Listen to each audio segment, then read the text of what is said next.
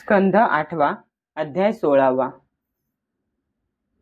कश्यपांकडून अदितीला पयोव्रताचा उपदेश.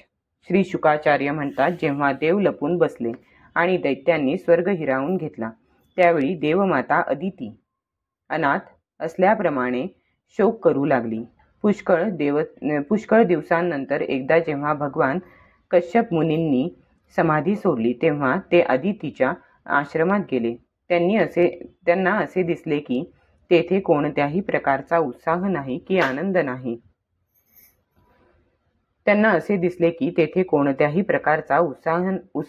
की आनंद नाही. परीक्षिता जेव्हा ते तेथे जाऊन आसनावर बसले, तेव्हा अदितीने विधीपूर्वक त्यांचा सत्कार केला. त्यावेळी तिच्या चेहऱ्यावरील उदासीनता पाहून पत्नीला ते म्हणाले, कल्याणी, यावेळी जगात ब्राह्मणांवर काही संकट तर आलेले नाही ना? धर्म बुडाला नाही ना? स्वच्छंद वागणाऱ्या मृत्यूचे लोकांना भय नाही ना? प्रिये, जे लोक योग साधना करू शकत नाहीत, त्यांना गृहस्थाश्रम योगाचे फळ देणारा आहे. त्या गृहस्थाश्रमींच्या धर्म, अर्थ आणि काम यांच्या सेवनामध्ये कोणत्याही प्रकारचे विघ्न तर नाही ना? किंवा तू कुटुंबाच्या भरणपोषणात व्यग्र असताना अतिथी आले असतील आणि तू त्यांचा सन्मान तर करताच ते परत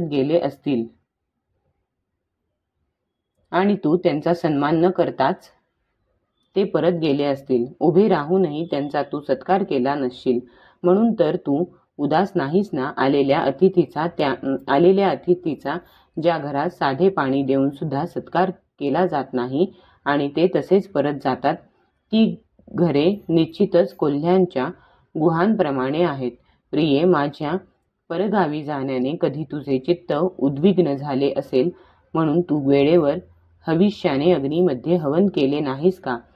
ब्राह्मण आणि अग्नी हे सर्व देवमय भगवंतांचे मुख आहेत. गृहस्थाने जर या दोन्हींचे पूजन केले तर सर्व कामना पूर्ण करणाऱ्या लोकांची त्याला प्राप्ती होते. हे मानिनी, तुझ्या बऱ्याचशा लक्षणांवरून मला वाटते की तुझे चित्त अस्वस्थ आहे. तुझी सर्व मुले तर खुशाल आहेत ना? अदिती म्हणाली, हे गृहस्थाश्रमी ब्राह्मण, गाय, धर्म आणि मी या सर्वांचे कुशल आहे. हा गृहस्थाश्रमच धर्म, अर्थ आणि काम यांचे श्रेष्ठ उत्पत्ती स्थान आहे. हे ब्राह्मण, आपले निरंतर स्मरण असल्यामुळे अग्नी, अतिथी, सेवक, भिक्षुक आणि अन्य याचकांची मी कधीही हेळसांड केलेली नाही. हे भगवन, आपल्यासारखे प्रजापती जेव्हा मला धर्मपालनाचा असा उपदेश करतात, तेव्हा माझ्या मनातील कोणती इच्छा पूर्ण होणार नाही. हे मरीची पुत्र, सत्वगुणी, रजोगुणी किंवा तमोगुणी अशी सारी प्रजा काही आपल्या संकल्पाने तर काही शरीरापासून उत्पन्न झाली आहे. भगवन, आपण असुरादी सर्व संततीविषयी सारखाच भाव ठेवता, तथापि स्वतः परमेश्वर सुद्धा आपल्या भक्तांच्याच इच्छा पूर्ण करतात. म्हणून हे उत्तम व्रत असलेल्या प्रभो, आपली सेवा करणाऱ्या माझ्या कल्याणाचा आपण विचार करावा. ज्यांची संपत्ती आणि राहण्याचे ठिकाण सुद्धा शत्रूंनी हिरावून घेतले आहे, अशा आमचे आपण रक्षण करावे. बलवान दैत्यांनी माझे ऐश्वर्य, धन, यश आणि स्थान सुद्धा हिरावून घेऊन मला घराच्या बाहेर काढले आहे. त्यामुळे मी सध्या दुःखासागरात बुडाले आहे. आमचे भले करणारा आपल्याशिवाय श्रेष्ठ दुसरा कोणीही नाही. म्हणून हे माझ्या हितचिंतक स्वामी, आपण विचार करून माझ्या कल्याणाचा असा उपाय सांगा. माझ्या मुलांना ऐश्वर्यादी पुन्हा प्राप्त होतील. श्री शुक म्हणाले, अदितीने जेव्हा कश्यपांना अशी प्रार्थना केली, तेव्हा आश्चर्य व्यक्त करीत ते म्हणाले, भगवंतांच्या मायेचे केवढे हे सामर्थ्य! हे सर्व जग तिने प्रेमाच्या धाग्यांनी बांधलेले आहे. कुठे हे पंचमहाभूतांनी बनलेले आत्मरहित शरीर आणि कुठे तो प्रकृतीच्या पलीकडील आत्मा. कुणाचा कोणी पती नाही, पुत्र नाही की बांधवही नाही. मोहच मनुष्याला असे भासवीत आहे. सर्व प्राण्यांच्या हृदयात विराजमान असणाऱ्या भक्तांचे दुःख दूर करणाऱ्या जगद्गुरु भगवान वासुदेवांची तू आराधना कर. श्रीहरी अतिशय दीनदयाळू आहेत. ते तुझी इच्छा पूर्ण करतील. भगवंतांची भक्ती कधी व्यर्थ जात नाही, हे माझे ठाम मत आहे. याखेरीज दुसरा उपाय नाही. अदितीने विचारले, भगवंत जगदीश्वर, भगवंतांची आराधना मी कोणत्या प्रकारे करू की ज्यामुळे ते सत्यसंकल्प प्रभू माझा मनोरथ पूर्ण करतील? हे ब्राह्मण श्रेष्ठ, मी माझ्या पुत्रांसह अतिशय दुःखात आहे. ज्यामुळे भगवंत माझ्यावर लवकर प्रसन्न होतील, तो त्यांच्या आराधनेचा विधी मला सांगावा. कश्यप म्हणाले, संतान असावे असे मला जेव्हा वाटले तेव्हा मी भगवान ब्रह्मदेवांना हीच गोष्ट विचारली होती. त्यांनी मला भगवंतांना प्रसन्न करणारे जे व्रत सांगितले तेच मी तुला सांगतो.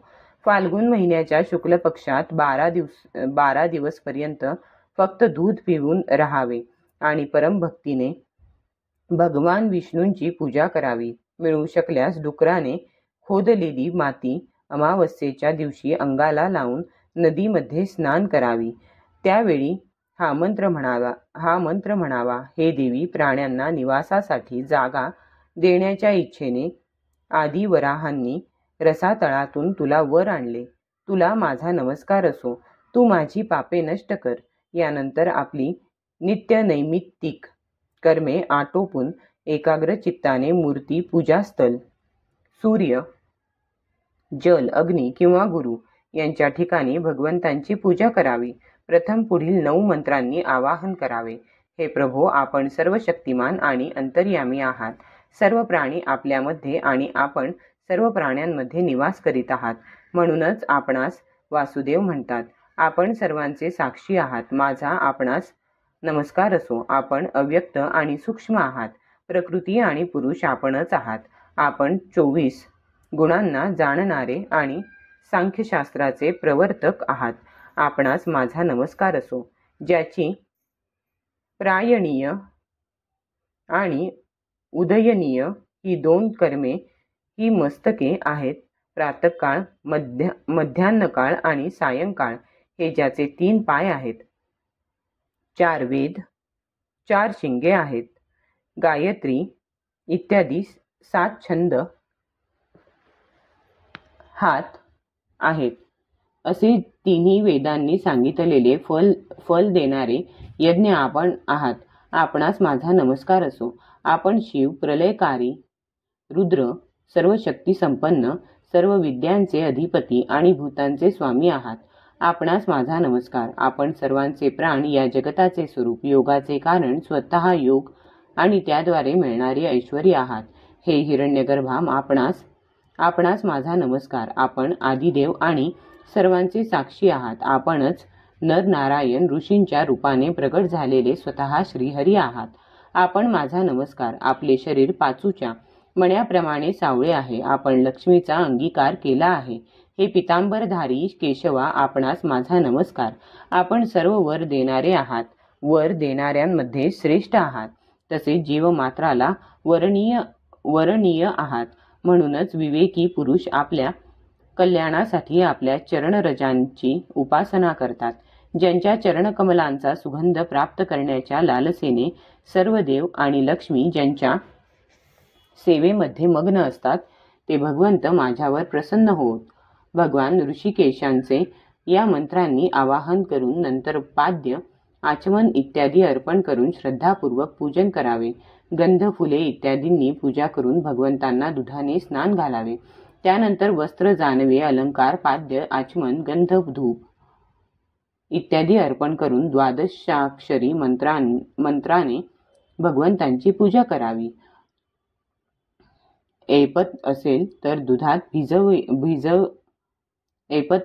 दुधात शिजविलेल्या आणि तूप गुळ घातलेल्या साळीच्या तांदळांच्या खिरीचा नैवेद्य दाखवावा आणि त्याचेच 12 मंत्राने हवन करावे. तो नैवेद्य भक्तांना वाटावा किंवा स्वतः खावा. आचमन आणि पूजा झाल्यानंतर तांबूल अर्पण करावा. द्वादशाक्षर मंत्राचा 108 वेळा जप करावा आणि स्तोत्रांनी भगवंतांचे स्तवन करावे.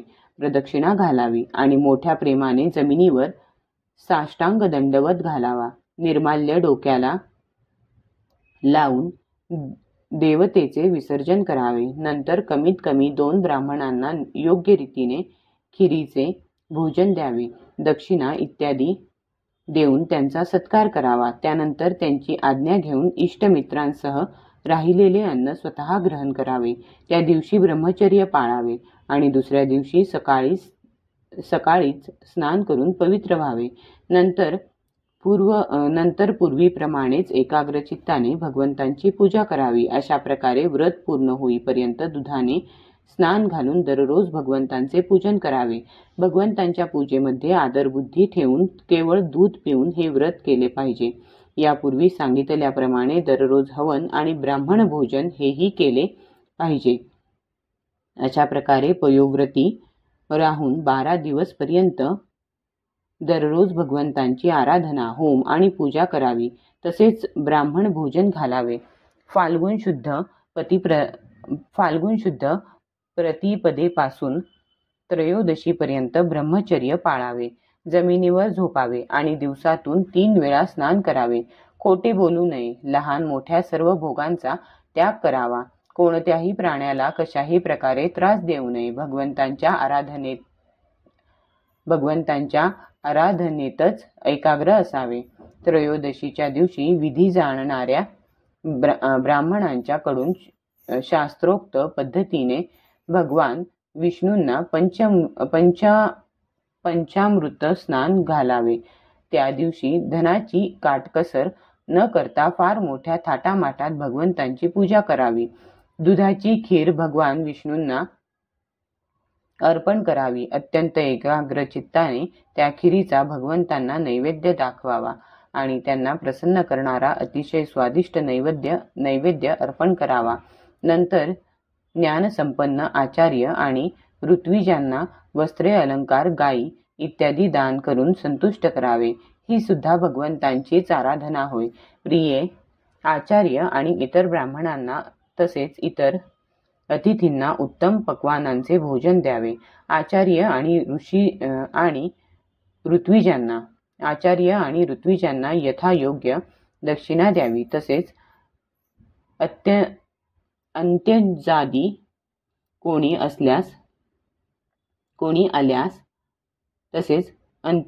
कोणी आल्यास त्याला किंवा दीन दुबळे, आंधळे, पांगळे यांना अन्नवस्त्र देऊन संतुष्ट करावे. सर्वजण तृप्त झाले असता भगवान विष्णू तृप्त झाले असे समजावे. नंतर आपल्या आप्तेष्टांसह स्वतः भोजन करावे. प्रतिपदेपासून त्रयोदशीपर्यंत दररोज नृत्य, गायन, वादन, स्तुती, स्तोत्रे आणि भगवत कथा यांच्या योगे भगवंतांचे पूजन करावे.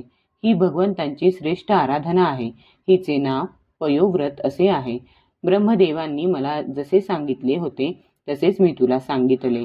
हे भाग्यवती, आपली इंद्रिये ताब्यात ठेवून शुद्ध भावयुक्त चित्ताने या व्रताचे चांगल्या प्रकारे अनुष्ठान कर आणि याद्वारा अविनाशी भगवंतांची आराधना कर.